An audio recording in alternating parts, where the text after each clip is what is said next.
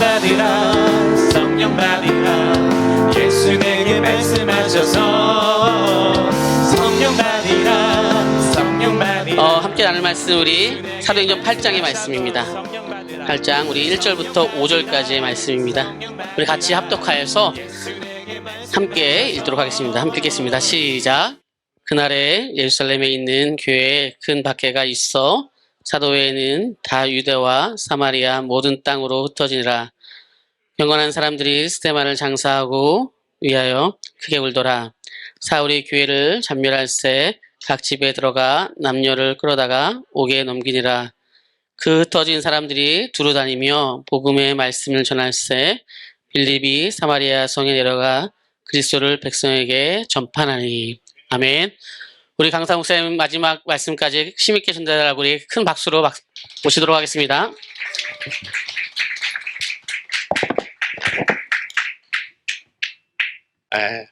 너무 감사합니다. 우리 그런 생각이 듭니다. 제가 개척을 한 지가 이제 19년째인데 저도 여러분들처럼 이렇게 개척해가지고 모여 있는 때가 있었는데, 사람들은요 이렇게 교회가 다 만들어지면은 그 교회에 편안하게 가서 신앙생활을 하고 싶은 생각들이 다 있어요. 그죠? 근데 저는 처음에 우리 교회에 온 성도들이 진짜고 그 성도들이 복을 받는 걸 봅니다. 무임승차, 그거 안 좋아요. 여러분들이 이렇게 교회를 세우게 된 것에 대해서 영광스럽게 생각하고요. 나중에 행복한 우리 교회가 엄청 잘 됐을 때 개척 멤버 얼마나 영광스러운지 압니까? 그때 이렇게 인테리어 하면서 참 없는 살림에 하나님 앞에 드리고 헌신하고 이 한 교회를 여러분이 세웠다는 거, 그죠? 많은 분들이 이제 이렇게 하다 보면은 나중에 하나님께서 물질의 축복을 주셔가지고 그 선교지에다가 한 사람이 하나씩 교회를 세울 수 있게 돼요. 우리도 좀 여러 교회를 세웠어요. 한 사람이 하나 정도는 세우고 가야지. 그렇잖아요. 그거 뭐 얼마 되지도 않는 거. 서울보다 싸요. 선교지에 짓는 거는. 그래서 교회를 하나씩 지금 이제 함께 이렇게 모아서 하고 미리 준비하셔야 돼요.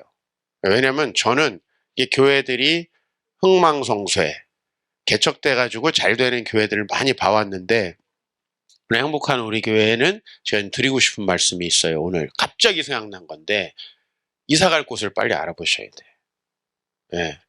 그러면 알아만 보면 되나? 이사 어떻게 가요, 여러분? 분양받을 때 어떻게 해?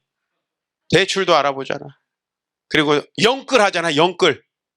영끌을 하실 준비를 해야 돼요. 그래서 하나님 앞에 첫 번째 마중물이 딱 되어드리면은 이 교회가 성장하면서 하나님이 다 부어주시잖아요. 그 신기한 그 체험을 하셔야 믿음이 큽니다. 맞죠? 그래서 저희 교회 그 전라도 무안이라는 곳, 그 공항 괜히 지어가지고 고추만 말리고 있는 동네 있어요. 거기 무안공항 알잖아요, 여러분. 비행기 안 뜨는 공항.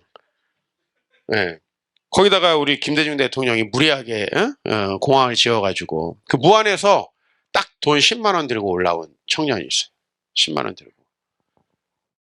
거기다가 어렸을 때 아버지 돌아가셔가지고 가난해가지고 공부도 제대로 할 기회가 없었고, 큰 친구가 왔는데 같이 이렇게 헌신해서 개척을 했습니다. 서울 여자랑 결혼해가지고 자식들 낳고 하나님이 집도 주셨어요. 10만 원 들고 올라왔는데 쉽지 않잖아요. 그 친구가 3년 전에 우리가 교회를 이전하려고 하니까 저를 찾아온 거예요. 집을 팔겠다고. 집을 팔겠다고. 2021년 우리나라 젊은이들이 전부 다 집에 미쳐가지고 영끌해가지고 집 샀다가 지금 피눈물 흘리는 그 시기 아닙니까? 집을 팔겠다고. 그래서 제가 하나님께서 받았다 이미. 너는 팔지 마라. 그 마음이 있으니까 이 친구가 복을 받은 것 같아요. 하나님 안에 이미 이거는 하나님께 드린 거랑 다름없다. 그래서 제가 집을 팔지 말고 그 집에서 행복하게 살고 대신에 하나님 앞에서 마음 주시는 대로 헌금해라. 우리 교회가 그렇게 해서 세워진 교회입니다. 얼마나 대단해요. 그 집 한 채, 빚도 아직 다 갚은 다 갚지 못한 그 조그만한 집안채까지도 하나님 앞에 드리려는 믿음. 누가 훌륭한지 아세요? 와이프가 훌륭한 거야. 남편은 하고 싶어도 와이프가 다 말려가지고 못하는 거예요, 사실은. 제가 입양을 했잖아요. 저희 유튜브를 한 300만 명이 봤어요. 이 목사님들이 너무 은혜가 돼가지고 이제 입양을 마음을 품는데 전부 다 사모님 때문에 못해. 네, 이 교회 사모님 말고. 근데 왜냐하면 하나님이 은혜 주실 거를 생각 못하고 내가 키우려고 생각하는 거예요. 그러면 못하죠. 그럼 못해요. 우리도 이거 목회를 하나님은 은혜 주시니까 하는 거지, 이걸 내가 하려고 그러면은 우리 이 목사님처럼 60살에 그만두고 싶은 거야. 평생 안 그만둘 거야. 왜냐하면 하나님이 은혜 주셔서 하면요, 힘이 하나도 안 들어요.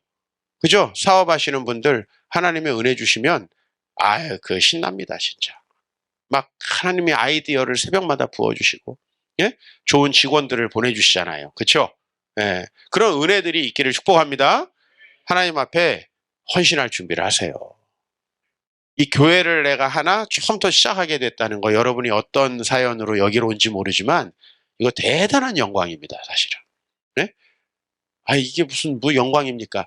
잘 됐을 때, 이 교회를 누가 처음에 시작했는가, 이걸 다 찾아보게 되잖아요. 처음에 잘 되면은 그 하나님이 놀라운 은혜 주실 줄 믿습니다.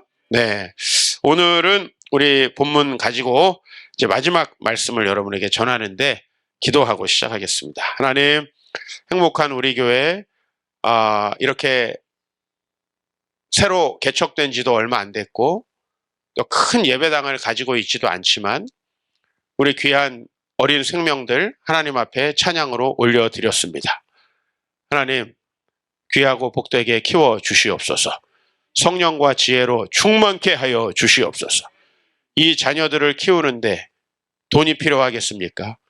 우리 부모님 정말 믿음 안에서 하나 돼서 믿음의 본을 보이게 하여 주시옵시고, 하나님, 이 자녀들에게 필요한 것 있으면 부모님이 없더라도 쌓을 곳이 없도록 하나님께서 채워 주시옵소서.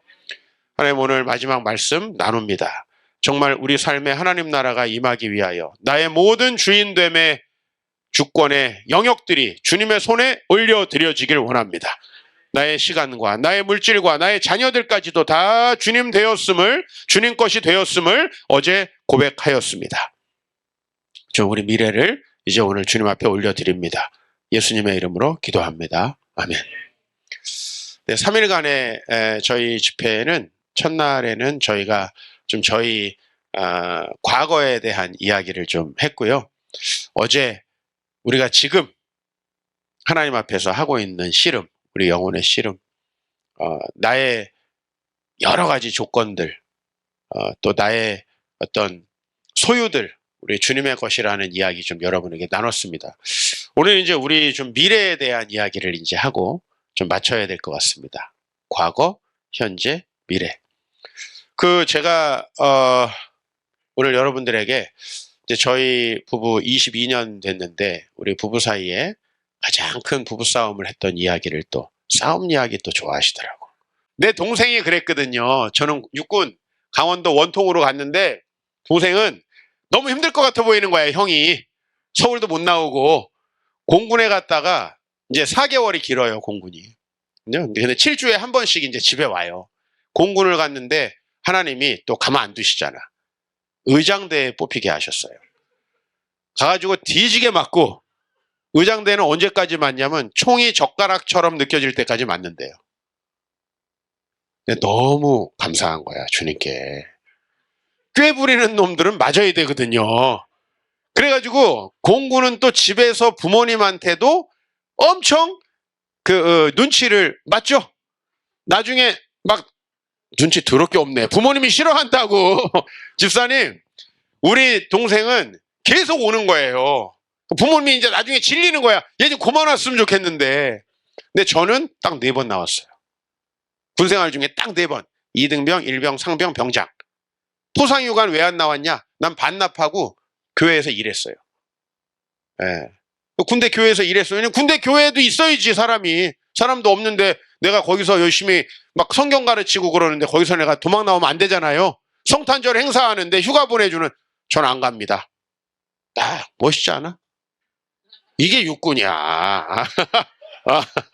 그랬어? 야, 어쩐지. 이 공군이지만 좀 질은 괜찮다. 그죠? 우리 집사님, 공군 나왔다니까, 하여튼 내 동생 생각이 났어요. 그 힘든 거 싫어하고 맨날 빼돌리려고 하다가 의장돼 가지고 엄청 맞은 거야. 그래서 나는 하나님이 하셨구나. 그래서 하나님이 하셨구나. 자기 미래가 자기 뜻대로 되는 게 있어요? 없다니까요. 편한 데 가려고 그러다가 4개월만 길어지고 맨날 맞고. 어때요, 여러분? 여러분 인생 같지 않아요? 네? 누구랑 결혼하면 편할까? 이렇게 생각하고 우리 자매들 결혼하죠. 그죠? 편하시던가요? 난 한 명도 못 봤어. 한 명도 못 봤어. 이럴 줄 몰랐대, 다. 목사님 왜 안 말리셨니? 난 알았지. 왜 안 말렸냐? 고생 좀 하라고. 고생 좀 하라고. 네 뜻대로 한번 해봐라. 결혼 1년 차가 됐을 때 이제 결혼 기념일이 왔습니다. 저희는 교회에서 만난 커플이에요. 뭐 여러분이 좀 욕하시겠지만 이제 전도사와 청년이 만나서 이제 이렇게 결혼한 케이스예요. 좀 뭐 도덕적인 비난을 감수하면서 지금 제가 이야기를 합니다. 근데 우리 아내가 참 착해서 좋았어요. 이렇게 사역을 다 항상 이해해주고 존중해주고. 뭐 전도사라고 바빠가지고 뭐 2주, 3주 만에 한 번씩 만나고 만나면 신포만두 가가지고 뭐 떡볶이랑 만두 하나 시켜서 먹고 그랬는데도 하여튼 뭐 남자가 워낙 괜찮으니까 이렇게 만나주더라고요. 근데 결혼 1주년이 이제 딱 됐어요. 부목사가 돼가지고. 이 아내한테 너무 고마운 거예요. 이렇게 참 어려운 시절을 지금 그때도 어려웠지만 어쨌든 어려운 시절. 전도사보다 그래도 목사가 좀 낫거든요. 어렵죠? 어렵잖아. 근데 이제 목사가 딱 돼가지고 이제 결혼기념일 한 달 전에 딱 너무 그동안의 시절도 고맙고 이 연애 어려운 시절 견뎌준 것도 고맙고 또 제가 성격이 또 보통 아닌데 또 인내해준 것도 고맙고 그래가지고 아내한테 이번 결혼기념일은 1박 2일로 처음 신혼여행 빼놓고는 한 번도 놀러 간 적이 없는데 1박 2일로 안면도로 놀러 가자 딱 얘기를 한 거예요. 너무 좋아하는 거예요. 얘기를 하길 잘했구나 하고 이제 하루하루 이렇게 시간이 다가오는 거예요. 이제 D- 해가지고. 근데 제가 이제 굉장히 싫어하는 게 2가지가 있는데 그게 뭐냐면 밖에서 자는 거하고 그다음에 차 막힐 때 운전하는 거예요. 이걸 제가 엄청 싫어해요. 그래서 저는 차가 막히는 날은 아침 6시에 교회 출근해가지고 교회 가서 자. 왜냐면 8시, 9시 걸리면 차가 너무 막히니까 이제 서울로 출근할 때. 그리고 밖에서는 웬만하면 안 자려고 제가 막 부산에서 부흥회를 하고도 당일날 저는 올라와야 되는 성격이에요. 밤에 막 10시, 11시에도 저는 올라와야 돼. 와이프가 보고 싶은 것도 있지만 밖에서 자는 걸 싫어해가지고. 근데 그 2가지 압박이 이제 계속 저에게 오기 시작하는 거예요.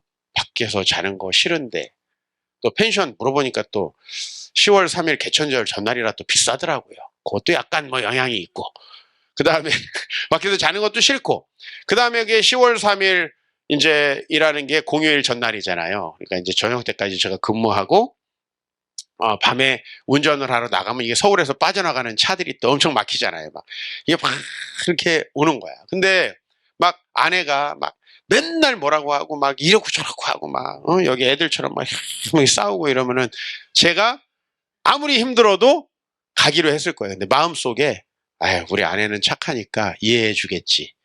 그래서 계획을 제 마음속으로 변경을 했어요. 변경을 하고 말을 안 했어요. 왜냐? 이해해 줄 거라는 생각에. 그리고 하루 전날이 됐어요. 하루 전날. 그래서 이제 우리 아내는 갈 준비를 하고 있는 거예요. 갈 준비를 막 신나가지고 갈 준비를 하는데 몇 시에 출발하냐는 거예요. 그래가지고 제가 사실은 가려고 그랬더니 너무 비싸더라. 그리고 나 밖에서 잠 못 자는 거 알지 않냐. 그리고 차도 엄청 막히니까 우리 편안히 집에서 자고 다음날 63빌딩 1층에 그때 부페가 한 몇만 원 했습니다.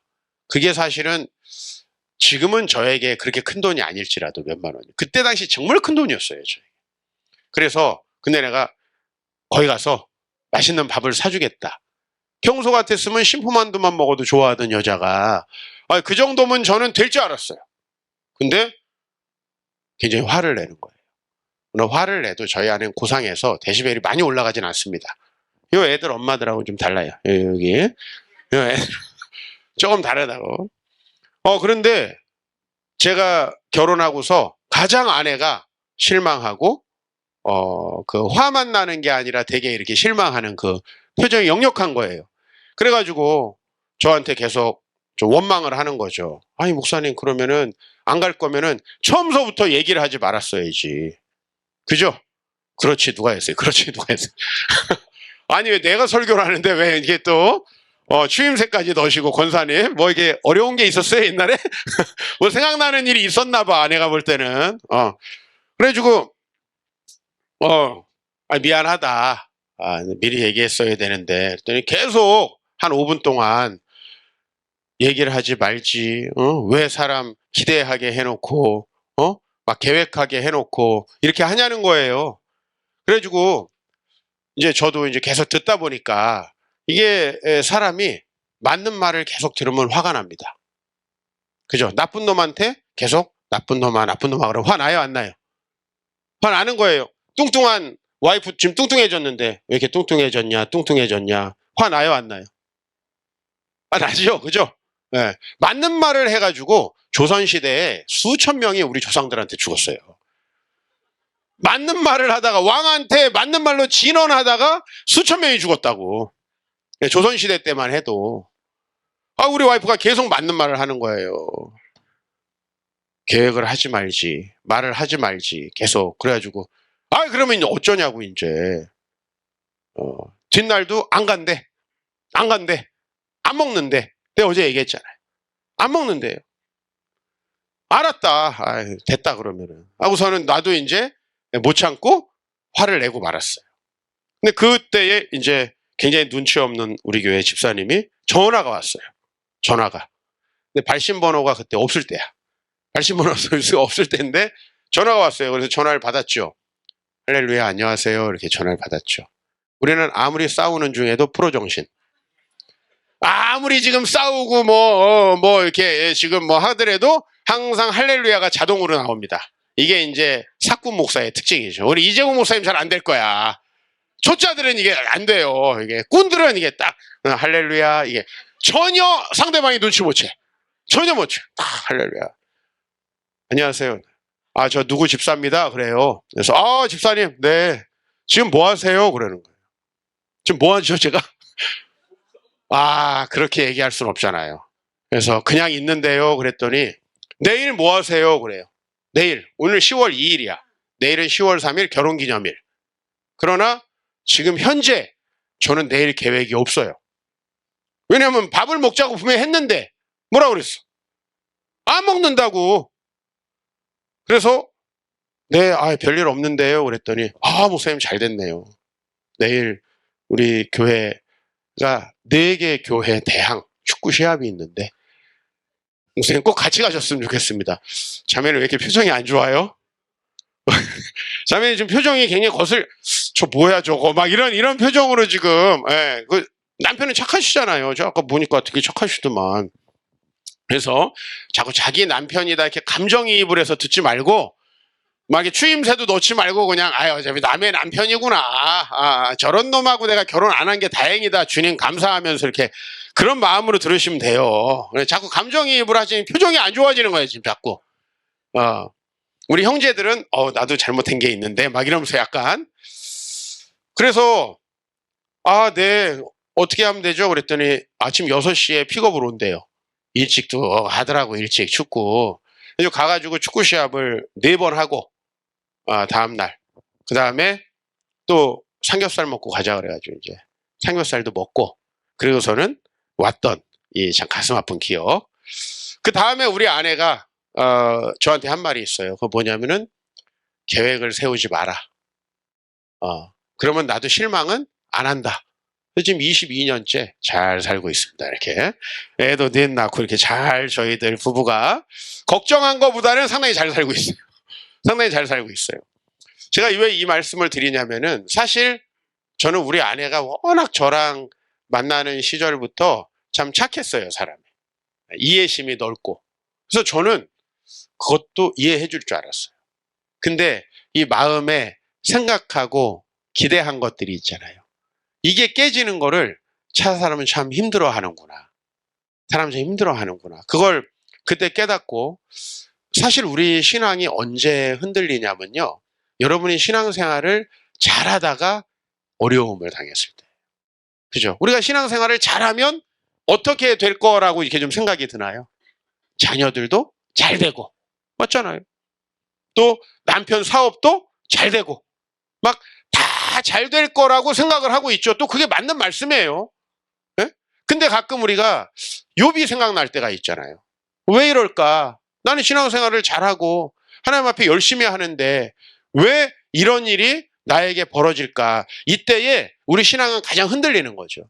제가 어렸을 때, 글쎄요, 저는 막 하나님을 의심하고 이런 성격은 아니었는데, 그래도 제 마음속에 좀 힘든 해결되지 않는 문제가 있었는데, 그건 뭐냐면, 저희 아버지가 5형제세요. 5형제. 5형제인데, 저희 아버지가 셋째입니다. 셋째. 남자만 5분이신데. 근데 예수를 징하게 안 믿고, 하여튼 비리란 비리는 다 저지르는 우리 큰아버지. 오죽하면 우리 아버지가 비리 공무원이라서, 형님 비리 공무원. 그 옛날에 그 공무원들이요, 인허가 내주는 부서 같은 데 있으면 장난 아닙니다. 제가 듣기에 70년대 우리나라가 토지 정리를 했다고 그래요. 토지 정리. 그러니까 토지들을 이제 소유주가 없는 거를 정리하는 거예요. 그때 공무원들이 참 땅을 많이 자기 걸로 했대요. 왜냐하면 옛날에는 이렇게 문서가 있어야 되잖아요. 그때 전산이 없을 때. 문서가 있어야 되는데 6.25 때 죽었어. 주인이. 그럼 막 산에 주인이 없는 거예요. 땅에 주인이 없는 거야. 이런 거를 참 공무원분들이 많이, 사실은 공무원 월급을 제가 우리 교회에서도 보니까 너무 적어요. 공무원 월급은 너무 적어. 그러니까 근데 공무원분들 중에서 부자가 된 분들은 뭐야? 예? 진짜 경찰 공무원, 소방 공무원, 일반직 공무원 저희 교회도 있는데 너무너무 사실 봉급이 적더라고요. 요새는 비리를 못하니까 이제 애들이 다 공무원을 그만두잖아. 요새 많은 분들이 그만두세요. 근데 정말 사명 있는 분들은 또 하시고, 저희 아버지는, 저희 큰아버지는 비리 공무원이시고, 저희 할아버지가 제가 초등학교 6학년 때 돌아가셨어요. 저희 할아버지는 양반이시라 항상 상투를 들고, 저는 할아버지를 한 번도 안아본 적이 없는 것 같아요. 뭐 거의 아바마마 이런 수준의 그런 할아버지 있잖아요. 항상 상투 트시고 수염 이렇게 길어가지고 돈에 나오는 분하고 똑같이 생겼어요. 돈에 나오는 그런 분처럼 해가지고 항상 안방에서 책을 펴고 딱 앉아있는, 곰방대 들고 딱 앉아 계시는 거죠. 예? 그런 할아버지셨는데 저희 할아버지가 돌아가셨어요. 집안에 유산 싸움이 났어요. 그 큰아버지 혼자 다 차지하려고. 그리고 우리 둘째 큰아버지하고 돌아가실 때까지 같은 마을에서 안 보고 사셨어요. 왜? 둘째한테 하나도 안 주고 다 그냥 드셨어. 우리 아버지하고는 사이가 좋았어요. 왠지 아세요? 우리 아버지는 셋째인데 안 받기로 하셨어. 넷째 작은 아버지랑도 사이가 좋았어. 왜냐하면 할아버지가 돌아가시기 전에 돌아가셨어. 돌아가시니까 유산을 받을 수가 없는 거예요. 이분은 술을 많이 드시다가 40살에 위암으로 돌아가셨어. 막내 작은 아버지는 서울에서 혼자서 그때 구로공단 그 섬유 사업 할 때 있죠? 그럼 구로공단 할 때 그걸 하셔가지고 안 받으셨어. 큰아버지 혼자 다 드시는 거야. 나라 땅도 다 받고 남의 땅도 받고. 우리 아버지 전설적인 얘기가 있어요. 군대에서 나올 때도 우리 큰아버지가 군수과였는데 금반지를 몇 개 해갖고 나왔다. 옛날엔 그런 일이 참 많았어요. 그죠? 근데 우리 아버지는 너무 정직한 거야. 있는 것도 다 남 주고. 예? 우리 집은 얄짤없어. 제가 대학을 들어갔는데요. 제가 이분 좀 살아있잖아요. 그죠? 이분 좀 살아있잖아요. 근데 대학을 조금 좋은 데를 가다 보니까 과외 공부 시켜달라는 아이들이 많았는데, 그때는 제가요, 솔직히 한 2달 과외하면은 학비가 나올 정도로 이게 과외비와 학비가 가까웠어요. 요새는 과외비는 그대로 두만 한 20, 30년 전하고 그 똑같아요. 과외비는. 대학 등록금만 한 5배가 올랐다고 말이에요, 요새. 근데 저희는 제가 과외하면 한 사람 하면 20, 30만 원을 받는데 대학 등록금이 100만 원이었어요. 저희 대학 다닐 때. 그러니까 제가 대학 들어가가지고 이렇게 돈 맛을 보니까요. 이제 좀 좋은 집으로 이사 가고 싶은 생각이 드는 거예요. 이사 가고 싶은. 왜냐하면 우리 아버지 교회 뒤에 있는 아파트가 30평대가 30년 조금 더 됐죠. 30 한 2, 3년 전에 전세 2천이었어요. 아무리 지방이지만. 근데 제가 한 달에 몇십만 원 이상씩 돈을 벌고 나중에는 이제 과외를 좀 여러 개 해가지고 제가 100만 원 이상씩을 벌었어요. 그러니까 이거 갈 수 있겠더라고요. 근데 저희 아버지한테 그래서 아버지 저희 돈 좀 모아서 아파트로 이사 가면 안 돼요? 그랬다가 엄청 혼났어요. 너는 교회부터 생각 안 하고 집부터 생각하는구나. 그렇게 우리 아버지는 그 집에 살다 돌아가셨어요.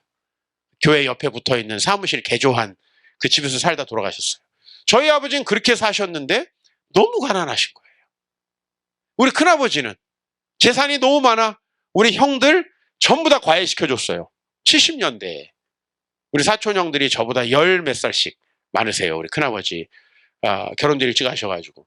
다 과외비 대주고, 결혼할 때 아파트 다 사주고, 예? 그 다음에, 또 사업자금 다 대줬어요. 우리는 등록금도 대주신 적이 없어요. 늘 우리 학교 다닐 때 하나님께서 장학금 주셔가지고 다니고 누가 도와줘서 다니고 저희는 대학 다닌 다음부터는 이제 과외하면서 제가 우리 동생들 3명 같이 대학을 다녔는데 저는 좀 이해 안 가는 하나님을 열심히 섬기면 복을 얻고 잘 돼야 되는데 이 생각이 잘 맞지 않는 거예요. 왜 그럴까? 왜 그럴까? 이게 제 마음속엔 좀 남아 있었어요. 지금 생각해보니 그렇게 돈으로 키운 우리 큰아버지 자녀들은 다 가정이 깨지고 잘된 분이 한 분도 안 계세요. 뭐 잘됐다고 제가 할 건 없지만은 하나님이 참 우리에게 복 주셨구나. 하나님께서 저는 목사 만드셔가지고 자녀 4명. 제 동생은 의사로 자녀 4명. 우리 이제 막내는 여자애인데 자녀 2명. 우리는 손주 도합 10명이고 3가정 다 교회 잘 섬기고 복되게 살아갑니다. 하나님께서 축복하셨어요. 그런데 참 이렇게 모든 게 되어져 보니까 하나님이 참 우리 아버지가 수고한 걸 갚아주신다 생각이 드는데 중간 과정에서는 그런 생각이 안 드는 거죠. 중간의 과정 속에서 하나님 말씀대로 왜 안 되는 건가? 왜 우리 큰아버지는 그렇게 잘 되시는데 우리는 이렇게 가난한가? 그리고 그런 거 있잖아요. 우리가 친척집에 가도 어렸을 때 부모님이 가난하면 좀 그 애들도 별로 환영 못 받잖아요. 그죠? 부모님이 이렇게 잘 해가지고 선물도 잔뜩 해가지고 좋은 차 딱 타가지고 딱 가서 이러지 못하고 우리는 우리끼리 수박 한 통 사가지고 그게 어렸을 때 좀 느껴졌어요. 저는. 그래서 우리 아버지 집이라면 이제 할아버지 댁이죠. 할아버지 댁에 가는 걸 제가 별로 안 좋아했습니다. 그 집에 이제 할아버지 그리고 우리 큰아버지가 사셨는데 그 집에 가는 거를 사실 어렸을 때 되게 안 좋아했던 기억도 있어요. 사실은. 여러분이 신앙생활 하면서 이제 우리가 새로운 교회로 이렇게 모였습니다. 우리가 어떻게 하나 되어서 하나님의 계획을 이루어갈까? 오늘 초대교회 이야기를 잠깐 하려고 해요. 사실 저는 오늘 예배 시간에 예배 전에 찬양하고 우리 말씀 전에 기도하면서 좀 깜짝 놀란 게 있어요. 우리 집사님이 기도를 하셨는데 초대교회에 대해서 기도를 하셨어요. 제 설교를 미리 들었나요? 어디서? 아니에요. 왜냐하면 보통 우리가 초대교회 하면은 되게 이상적인 교회, 그죠? 되게 교회의 모델 같은, 좀 교회가 타락하면 항상 초대교회로 돌아가야 될 것 같은. 근데 우리가 초대교회 하면 좀 어떤 생각이 드나요? 전 제일 먼저 생각드는 게 재산을 팔아서 막 나눠줘가지고. 제가 대학교 2학년 때 경제학 수업 때 마크 헌트라는 경제학자의 소유의 역사라고 하는 책을 이제 리포트를 받았어요. 리포트로. 근데 그 소유의 역사에서 어떻게 지금 이렇게 원시 공동체에서부터 지금 자본주의까지 왔는가. 이제 이거를 쫙 이렇게 역사적으로 개요하는 경제학 책이었는데 성경에 이 초대교회가 나와요. 그 책에. 원시 공산 공동체라는 거예요. 이 초대교회가 원시 공산 공동체.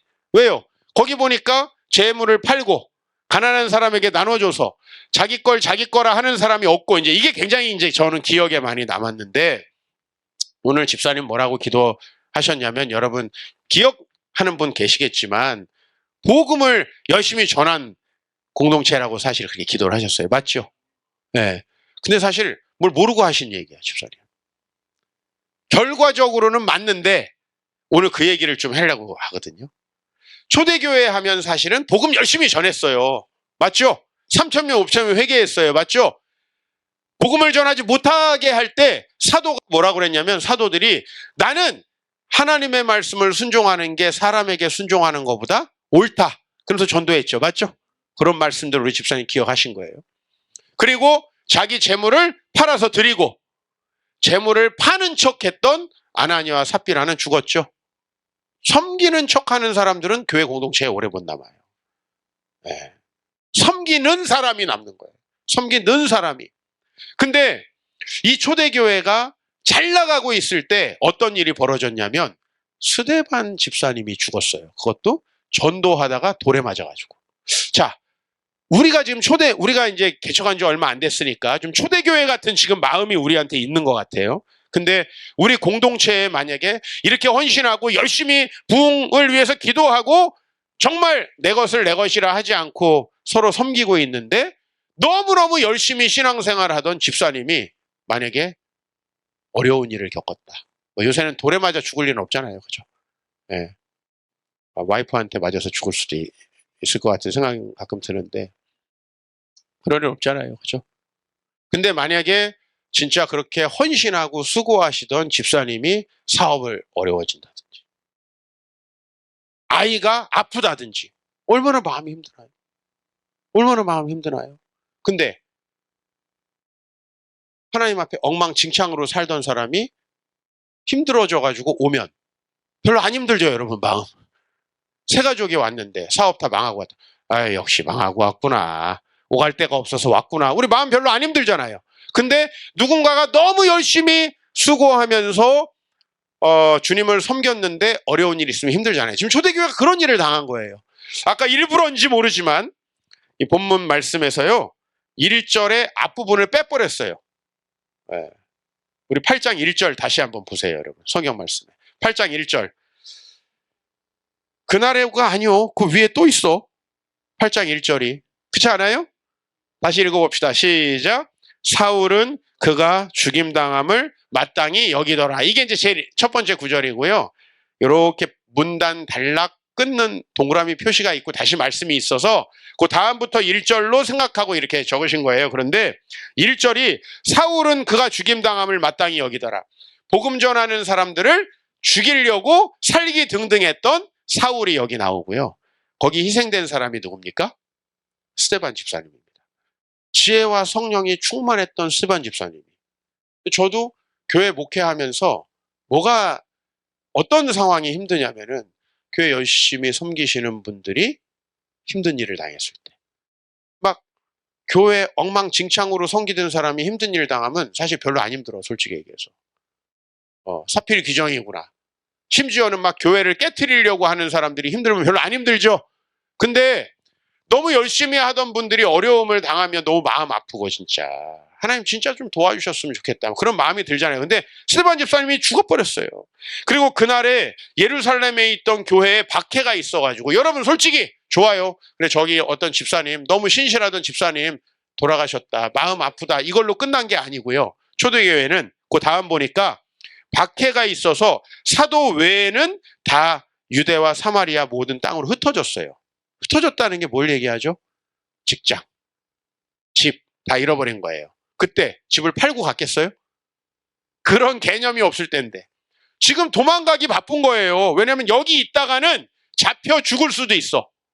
그리고 감옥에 가게 되는 거예요. 3절에 보면 사울이 교회를 없애버리려고 각 집에 들어가서 예수 믿는 사람들을 옥에다가 가둬서 넘긴 거예요.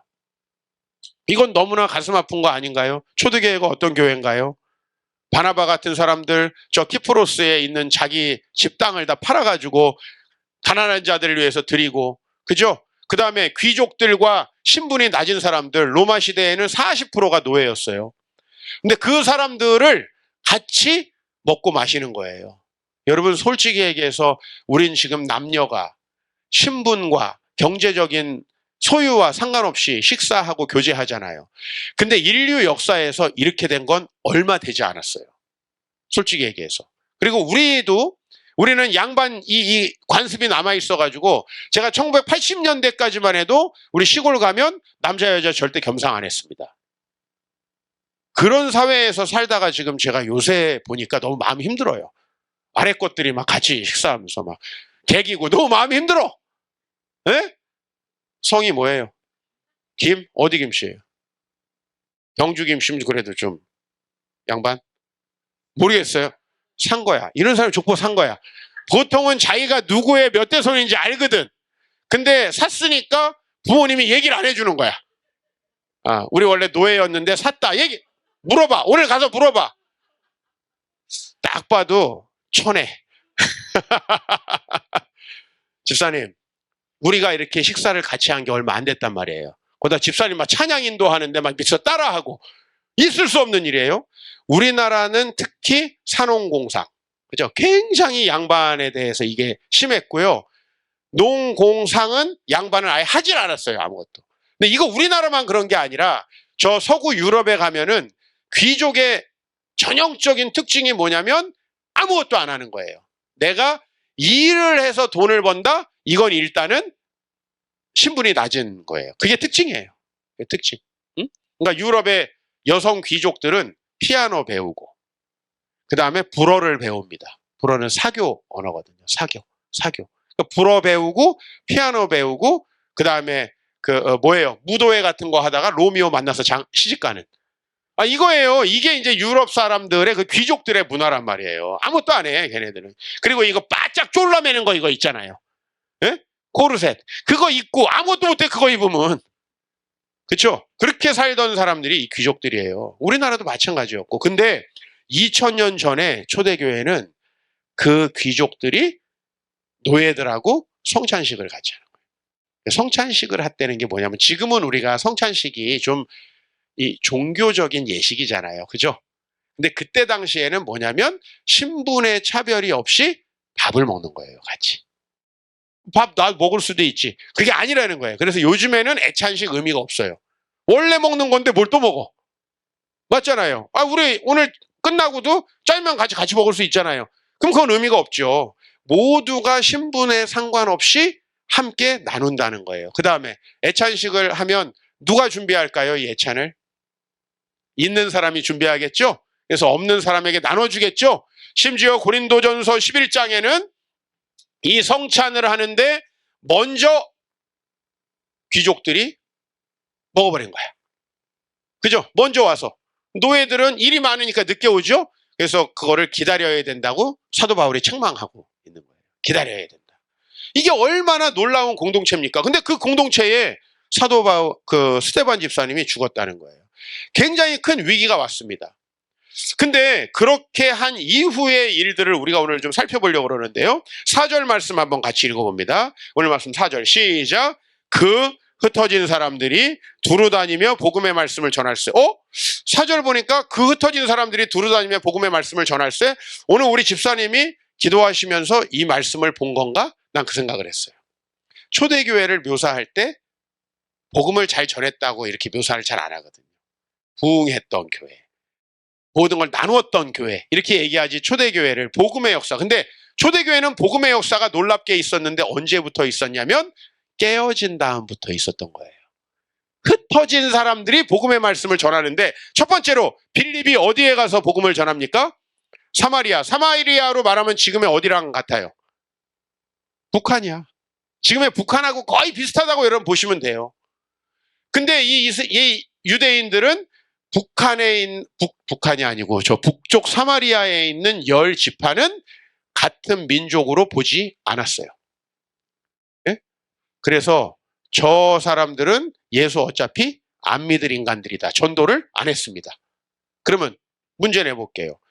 같은 원래 이스라엘이었는데도 북쪽에 있는 지파한테 전도 안 했다. 그러면 헬라인들, 이방인들에게 전도했을까요? 안 했을까요? 당연히 안 했죠. 집사님이 오늘 그것까지 다 알고 하셨는지 그게 궁금한 거예요. 왜냐하면 복음을 열심히 전했는데 이 8장 이전까지는 누구한테만 복음을 전한 거냐면은 유대인한테만 복음을 전한 거예요. 그럼 여러분 그렇게 복음을 전하면 우리는요? 우린 복음을 들을 수가 없는 거죠. 이건 굉장히 심각한 거죠, 지금. 그러니까 이스라엘 백성들은 하나님께서 온 세상에 복음을 전하려고 택했는데 지금 초대교회는 어디에만 복음을 전하고 있냐면 유대인들에게만. 심각해요? 안 심각해요? 우리 같이 한국 사람한테는 이게 진짜 심각한 말씀이에요. 맞잖아요. 근데 사마리아 성에 막상 가가지고 복음을 전해보니까 유대인들의 생각과는 전혀 다르게 거기 성령의 놀라운 역사가 있었어요. 그래서 14절 말씀에 보면은 예루살렘에 있는 사도들이 사마리아도 하나님의 말씀을 받았다 함을 듣고 베드로와 요한을 보냈어요. 이거 무슨 말이냐면 사마리아가 진짜 예수님을 믿을 수 있는가? 네? 진짜 이방인들까지는 아니더라도 저 북쪽에 쉽게 말하면 아수르에게 멸망해가지고 피가 섞인 옛날에 우리가 청나라 병자호란 때 잡혀갔던 여자들이 돌아온데 그 여자를 뭐라 그랬어요? 환양년이라 그랬죠. 그분들이 서울 사대문에 못 들어오고 살던 데가 화양리예요. 네. 고향에 돌아온 여자들을 고향에 돌아온 여자라고 한 게 아니라 청나라 피가 섞인 더러운 여자들이라고 했던 거예요. 네? 사실 청나라가 더 발전한 나라인데 요새 우리로 말하면 더 발전한 나라인데 우리나라는 일단 우리나라가 아니면 다 오랑캐지. 맞지 않아요? 우리나라 아니면 다 오랑캐야. 우리나라는. 중국도 마찬가지예요. 중국의 딱 그 시안과 장안 거기 북경 있는 고기만 자기네고 위쪽은 북쪽 오랑캐, 그죠? 서이, 서양 것들도 오랑캐, 남쪽에는 야만족들 다 이렇게 불렀어요. 서융 이런 식으로. 그러니까 동이라고, 우리는 이제 동이였죠. 동이, 동쪽 오랑캐. 중국 사람들이 볼 때. 그러니까 그런 생각을 가지고 이스라엘 백성들이 있었다면 하나님 앞에서는 진짜 심각한 거예요. 왜? 복음이 이방인들에게 못 전해지는 거예요. 쉽게 말하면 우리가 열심히 지금 예수 믿고 너무 행복한데 우리가 지금 가지고 있는 생각대로 가자면 하나님이 진짜 복음을 전해야 되는 땅에 복음이 안 가는 거예요. 심각해요? 안 심각해요? 이거 엄청 심각한 거죠, 사실. 자, 그래서 이제 우리 11장으로 한번 가보겠습니다. 11장 19절에서 20절에 보면요. 그때 스데반의 일로 일어난 환란으로 말미암아 흩어진 자들이, 그죠? 이제 좀 연결이 되죠. 아까 그 일 때문에 흩어진 사람들이 아까는 어디를 갔어요? 사마리아. 가까운데. 우리 여기서 평양 얼마 안 걸리잖아요. 사실 대전보다 가까워요, 평양이. 얼마 안 걸린다고. 근데 우리는 저기 전도하러 갈 생각 잘 안 하죠, 솔직히 얘기해서. 잘 안 하지, 우리는. 예? 근데 우리 선교하자 그러면 우리 교회도 지금 어려운데 우리 이런 얘기 주로 하죠. 교회라는 게 주로 그런 거예요. 중세 교회가 얼마나 권세가 높았어요. 우리 성도님들은 뭐라 그러면 우리 목사님께서 국회의원이 되시면 이 지역이 달라질 텐데. 아니, 내가 달라져. 내가 타락한다고. 종교 지도자들이 권력을 가졌을 때는 항상 타락했습니다. 중세 시대 때 종교 권력은 얼마나 사람들이 흠모하던 권력이었냐면 재벌들이 전부 다 최종적으로 노리던 게 교황이에요. 그래서 여러분 들어보셨죠? 메디치 가문이라고. 메디치, 중세의 금융업으로 피렌체를 중심으로 해가지고 종교개혁을 일으켰던. 여러분 미켈란젤로 들어보셨잖아요. 미켈란젤로를 어렸을 때부터 키워준 메디치 가문. 레오나르도 다빈치, 라파엘로 이런 사람들이 전부 다 메디치 가문에 후원받아가지고 그림 그린 거예요. 그 사람들을 후원했던 이 메디치 가문은 원래 금융업, 쉽게 말하면 고리대금업을 했던 사람들이에요. 근데 그 사람들, 그 가문에서 교황이 3명 나왔어요. 말도 안 되죠. 이재용이 교황 노리고 있는 거야. 이재용이 내가 총회장 돼야 되겠다. 뭐 이런 생각을 하고 있는 거예요, 교회에. 이거 이 시대에는 말도 안 되잖아요. 그죠? 말도 안 되잖아요. 이 시대에 재벌들은 뭘 노리죠? 대통령을 노리잖아요. 정주영 씨 생각해보면. 정주영 씨. 그러니까 사람들이 권세를 가지면 최종적으로는 권력을 노리는데 교회가 그렇게 높아졌어요. 근데 여기는 교회가 어떻게 됐어요, 지금? 깨졌죠. 교회가 깨지고 나니까 사마리아에 복음 들어가요. 이제 여기 흩어진 자들이 어디로 갔는가 지명을 한번 보시면 좋겠어요. 베니게와 구브로와 안디옥. 베니게는 어디냐? 베니게는 여러분이 역사책에서 페니키아라고 하는 지명이 이제 성경에서는 베니게라고 나와요. 번역이 좀 후져요, 사실 성경 번역이. 페니키아라고 하면 딱 직관적으로 올 텐데 요 나라는 지금의 레바논 정도에 해당하는 거예요. 이스라엘 위쪽에 있는 그 나라, 거기에는 원래 두로와 시돈과 비블로스, 요 지중해 해안으로 왔다 갔다 하면서 새로운 도시들을 해안에 세웠던, 그 세웠던 도시들 중에 하나가 뭐냐면 로마를 벌벌 떨게 했던 뭐예요? 카르타고. 들어오셨죠? 카르타고. 그죠? 포에니 전쟁. 그 사람들 페니키아족들이에요, 다. 그 사람들이 살던 지역, 그러니까 여러분 지금은 이렇게 직관적으로 생각합시다. 이스라엘 사람들이 흩어져서 레바논에 갔다. 두 번째는 어디예요? 구브로. 구브로는 어디냐면 배를 타고 이제 요빠항이나 텔아비브에서 그 요빠항 같은 데서 이제 배를 타고 지중해로 나가면 있는 가장 큰 섬, 키프로스라는 나라죠. 키프로스. 여러분이 지중해 지도 보면 다 나오는 거예요. 안디옥은 어디입니까? 지금 IS가 점령하고 있는 시리아. 그죠? 가장 오래된 고대 도시예요. 옛날에 말하자면 뉴욕, 지금의 베이징 정도, 도쿄 정도 해당하는 그런 도시로 사람들이 갔는데 거기에서 처음에 누구에게 말씀을 전하죠? 유대인에게만. 여기에 좀 집중하면 좋을 것 같아요. 유대인에게만. 그러니까 이 사람들이 흩어져서도 아직도 편견을 가지고 있고 하나님의 복음을 막고 있죠. 그러니까 초대교회는 되게 좋은 교회지만 초대교회가 진짜 의미 있는 교회가 된 건 박해 때문이에요, 사실은. 박해 때문에 흩어져서 처음엔 유대인에게만 복음을 전했는데 20절 보니까 그 중에 구브로와 구레네 몇 사람이 안디옥에서 누구에게도 헬라인에게도 예수를 전파하는데 그 안디옥에 놀라운 부흥의 역사가 있었던 거예요. 놀라운 부흥의 역사. 그리고 우리 13장으로 가죠. 13장. 너무나 중요한 장입니다. 13장. 1절 같이 읽습니다. 시작. 안디옥 교회에 선지자들과 교사들이 있는데 곧 바나바와 니게르라 하는 시므온과 구레네 사람 루기오와 분봉왕 헤롯의 젖동생 마나엔과 및 사울이라 이렇게 돼 있어요. 여기 5명의 지도자들이 있는데 이 지도자들의 명단을 여러분이 지금 볼 때는 5명이네 이렇게 생각할 거예요. 그런데 이 명단은 굉장히 독특한 명단이에요. 왜냐하면 여기에 이제 바나바라는 사람이 있어요. 이 바나바는 원래 구브로에 살던 사람인데 초대교회 때 예루살렘으로 건너온 사람이죠. 자기 재산을 팔아가지고 바치고 오케이, 이 사람 정도는 지도자가 될 만하다. 그러나 그 다음에 여러분이 니게르라 하는 시므온, 니게르라는 말에서 우리 좀 생각나는 단어 있지 않아요? 이랬을 때 여러분 어렸을 때 얼굴 좀 까무잡잡한 친구들 뭐라고 놀렸어요? 니그로라고 놀렸죠. 이게 흑인을 말하는 단어이죠. 그죠? 그러니까 인종이 다른 사람, 지금 셈족 유대인이 아니라 인종 자체가 다른 사람이 교회 성도가 아니라 뭐예요 지금? 지도자라는 거예요. 교회 지도자 중에 한 사람. 우리로 말하면 목사님들 중에 한 사람이라는 거예요. 그 다음에 누구예요? 구레네 사람 루기오. 구레네가 어디냐면 지금의 알제리와 리비아 지역을 구레네라고 했어요. 이 사람도 유대인 아니죠. 유대인도 아니에요, 심지어. 그 다음에 더 황당한 게 있어요. 뭐예요? 분봉왕 헤롯의 젖동생 마나엔.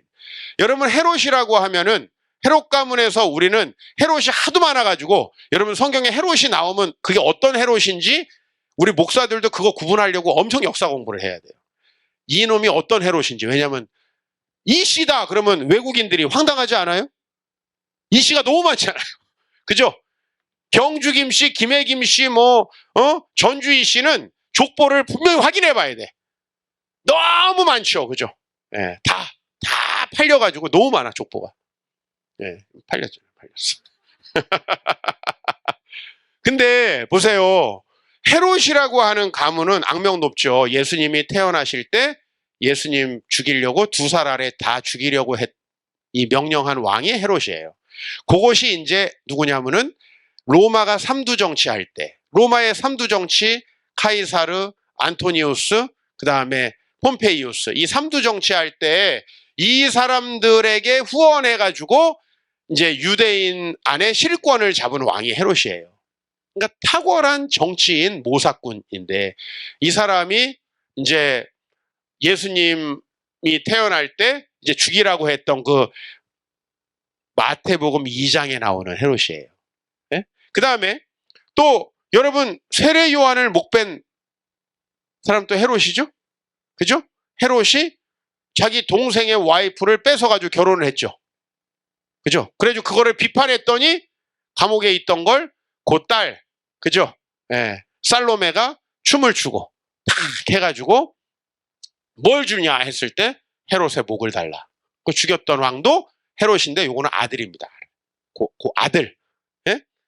근데 오늘 이 만화에는 누군지 정확하게 모르지만요.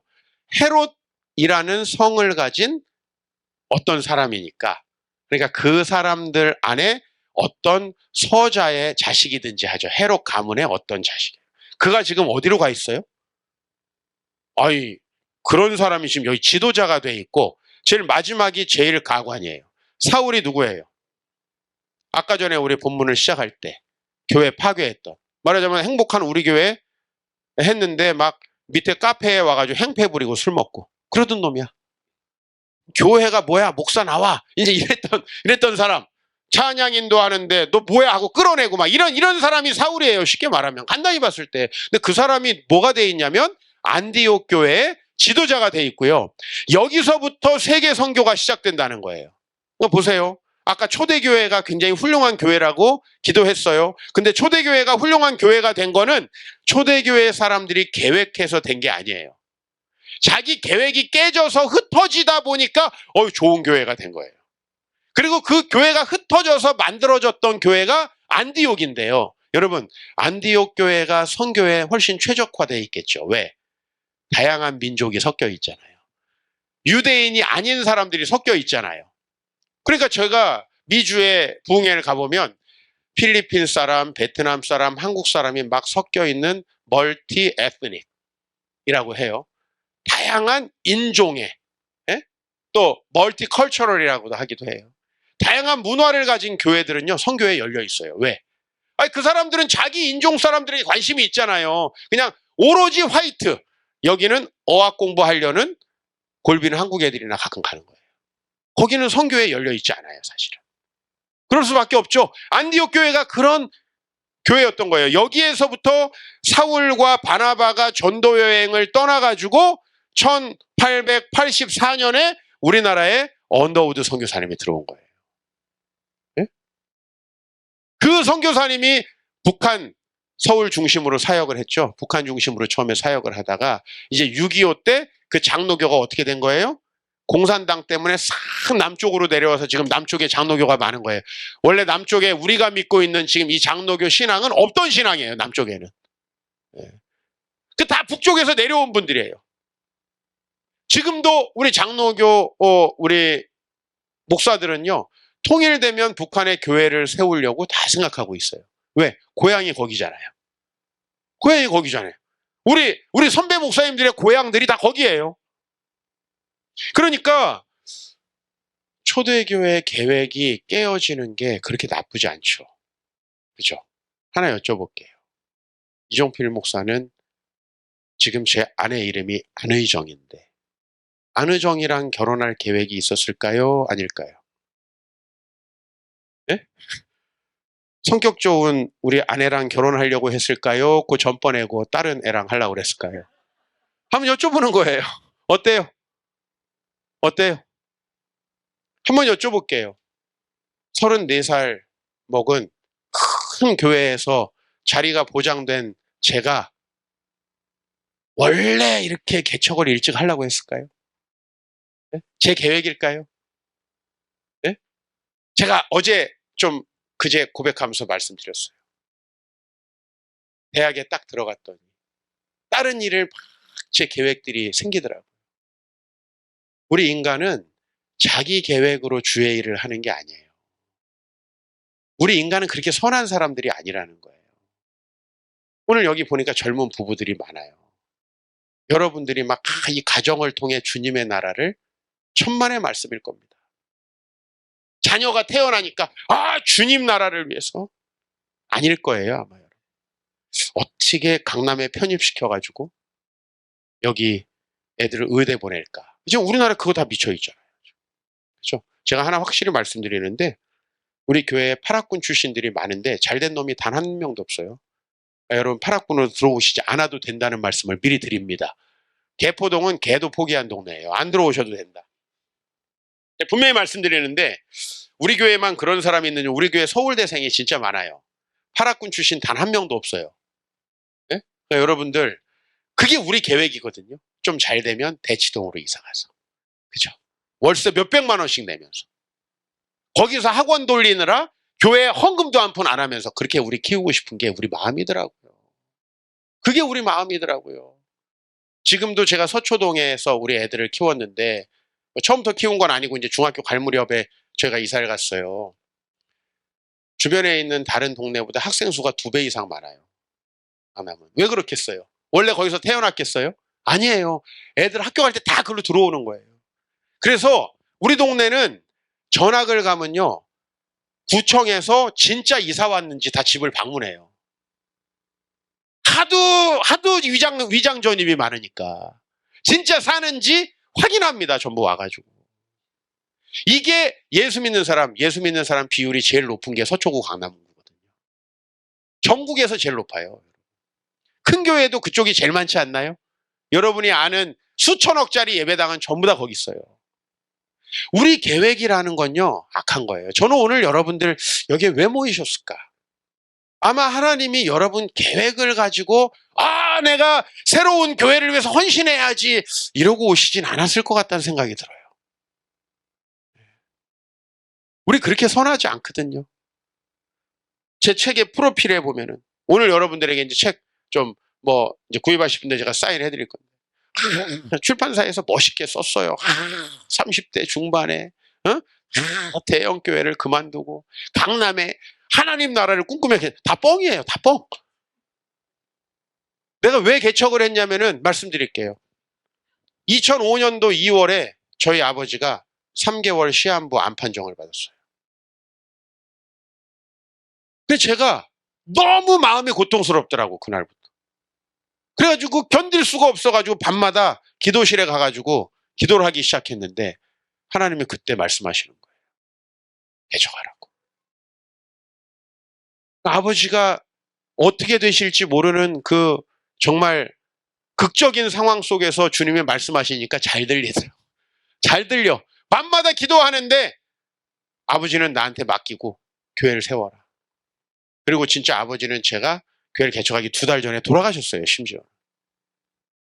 그 가슴 아픈 어떤 사연을 품고 제가 하나님께 순종한 거예요. 왜 강남에다가 했냐? 여러분, 돈 없으면 강남에다 개척하지 못하잖아요. 제가 돈 있어 보여요, 없어 보여요? 있어 보이죠? 네, 있어 보여요. 이제 없어도 가오는 있잖아요. 그죠? 우리 가오는 있어요. 돈 하나도 없었어요. 근데 하나님께서 계속 강남에 마음을 주시는 거예요. 저는 처음에는 그래, 강남에다 해야지. 근데 아무리 돈 계산해봐도 돈이 안 나와요. 그래가지고 그래도 강남 주변에 해야지. 서울에 하면 되겠지. 지하철 다니면 서울이지. 내가 이렇게 되고 있는 거예요. 이렇게 가고 있는데 내 마음이 점점, 그래가지고 내 마음이 최종적으로 광명쯤에 가 있었어요. 광명 무시하는 게 아닙니다. 하나님이 원래 날 부르신 곳은 너무나 많은 교회가 깨어지고 있었던 강남이었어요. 그래서 너무 많은 아이들이 교회를 떠나버리고 하나님을 의심하고 있는 그 지역이었는데, 근데 저희 아버지가 돌아가시기 이틀 전에, 주일 오후였는데요. 아버지 이제 마지막 뵌 거죠. 왠지 아버지 한번 뵙고 가야 될 것 같은 느낌이 들어요. 그래가지고 밤에 저녁 먹고, 아니다. 아버지 한번 뵙고 가자. 갔어요. 그래가지고 그냥 정말 이제 기력이 다 쇠하시고 삐쩍 마르신 이제 말기 암 환자 우리 아버지 집에 계시는데 제가 아버지 목회 어떻게 할까요? 이렇게 여쭤봤어요. 목회 어떻게 할까요? 그랬더니 아버지가 서울로 가래요. 난 목회 어떻게 하냐고 물어봤지 어디서 하냐고 물어보지 않았거든요. 근데 아버지가 서울 가래요. 제가 똑같은 질문을 3번 했어요. 서울로 가래요. 그리고서는 돌아가셔버렸어. 그게 마지막 말이었어요.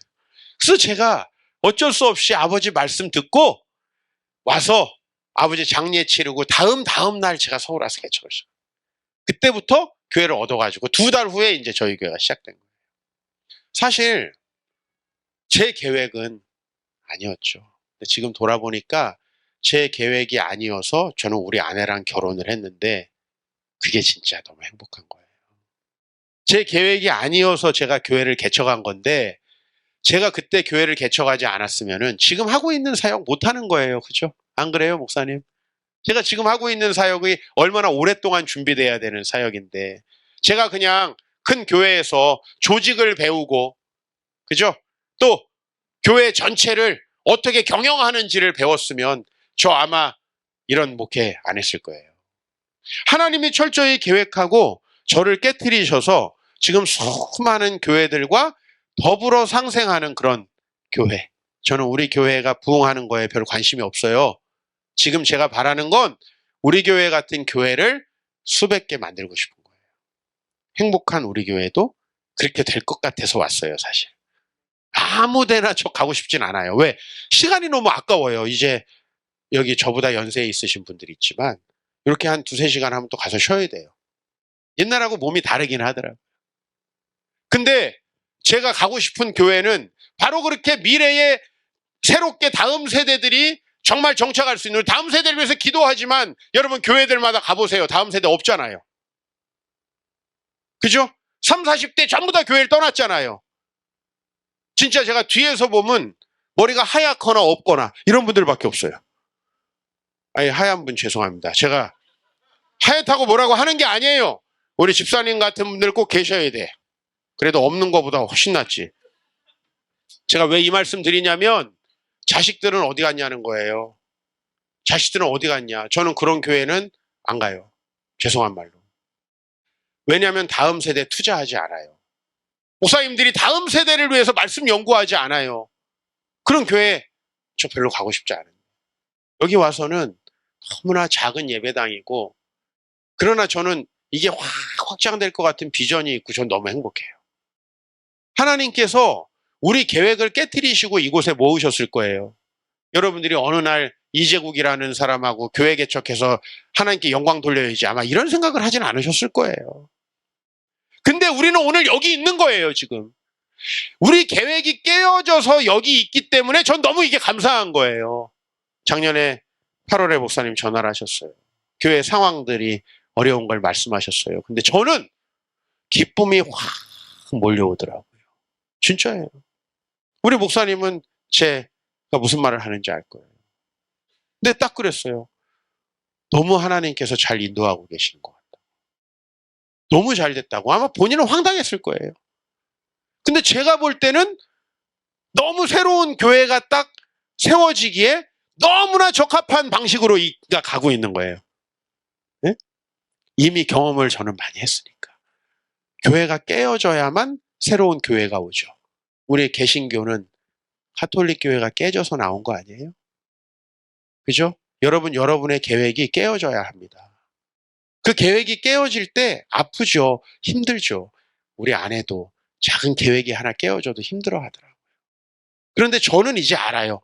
우리 계획이 깨어지는 거기에 하나님 나라가 꼽힌다는 걸 알게 되는 거예요. 우리 가정, 뭐 이렇게 만들고, 뭐 이렇게 살고, 뭐 부부가 어떻게 하고, 여러분 그 계획을 다 내려놓으셔야 돼요. 그래야 하나님이 일하십니다. 여러분 인생의 계획을 촘촘히 짜놓으면 그죠? 스카이 나와가지고 삼성 들어가서 집 하나 사고 차 좋은 거 굴리는 거 이게 우리 계획 아니에요? 난 강남 애들이 이런 계획을 세우고 있기 때문에 너무 불쌍한 거예요. 아니 하나님께서 이 정도로 좋은 조건을 주셨다면 Why not change the world? 왜 세상을 바꿀 생각을 안 하고 취업해가지고 집 살 생각을 하냐 이거예요. 네? 아니 세상을 바꾸면 집 없을까요? 그렇잖아요. 생각해 보세요. 우리 아버지는 천막에서 살면서 나에게 뭐라고 하셨는지 아세요? 종필아, 돈을 벌 필요는 없단다. 우리 아버지도 안 버셨던 것 같아요. 벌 수 있는데, 재벌이 될 수 있는데, 네가 가치 있는 일을 하면 하나님께서 돈은 다 주신다. 그렇게 말씀하시는 거예요. 예? 제가 뭘 못했겠어요? 어렸을 때 우리 집에 수제 났다는 소리 듣고 자랐는데. 근데 우리 아버지는 딱 변호사, 의사는 될 생각하지 마라. 저희 어렸을 때 사법고시 300명 뽑았어요. 진짜 되게 어려운 그런 직업이었죠, 사실. 지금 변호사들은 사실 좀 되게 너무 쉬워서 또 흔해졌지만. 네? 저희 아버지는 가치 있는 일을 하라고 하시더라고요. 그게 뭘까? 그게 뭘까? 내 마음이 이쪽으로 오더라고요. 그리고 저는 초등학교 1학년 때부터 고등학교 3학년 때까지 한 번도 꿈이 바뀌어 본 적이 없어요. 목회자가 돼야겠다. 영혼들을 살려야겠다. 근데 대학을 붙고 제가 좀 잘 나갈 수 있다고 생각하니까 저의 계획이 생기더라고요. 저의 계획이. 그 계획을 하나님께서 박살낸 자리에 하나님의 나라가 세워지더라고요. 근데 그게 너무 좋은 거예요. 저는 제가 교회를 세우지 않았다면, 제가 저희 아내를 만나지 않았다면 우리 아내 맨날 저한테 얘기해요. 당신은 나한테는 100% 이혼당했을 거야. 그 어느 누구도 당신이랑 못 살아. 제가 아까 여러분 표정 보니까 그럴 것 같아요. 저를 보는 표정이 아주 안 좋더라고.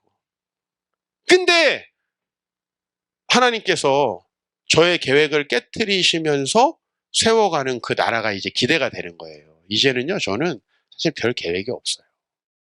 누가 앞으로 목회 계획이 있습니까? 저는 없어요. 하나님께서 오라고 하시는 곳에, 부르시는 곳에 가다가 어느 날 위로 부르시면 거기 가는 거죠, 뭐. 근데 그 삶이 너무 의미 있고 가치 있고 행복한 거예요. 무계획적인 게 아니에요. 계획을 맡긴 거지. 막 사는 게 절대 아니에요. 저 막 사는 것처럼 보이진 않잖아요. 그런 건 아니에요. 하나님께 붙들린, 여러분, 우리 미래의 계획들, 여러분, 하나님께 맡기셔야 됩니다. 내가 이렇게 해서 언제쯤 뭐 하고, 언제쯤 뭐 하고, 언제쯤 애들이 어떻게 되고, 이런 계획은 전혀 이루어지지 않아요. 근데 그게 이루어지면 행복한가? 성경은 그렇게 말하고 있지 않아요. 하나님의 나라가 이루어졌을 때 진짜 행복한 거고, 그 나라가 여러분에게 이루어졌을 때 여러분의 삶은 의미도 있고 가치도 있고 비전이 성취되고 행복하고 풍요롭고 아름다울 거예요. 그 삶이 여러분에게 주어질 것입니다. 믿으십니까? 우리 같이 기도하면 좋겠습니다. 하나님, 이 교회로 우리가 모였는데 내 생각과 내 계획은 다 십자가 뒤에 감추어 주시길 원합니다. 내가 과거에 경험했던 교회와 내가 생각했던 신앙은 다 십자가에 묶기를 원합니다.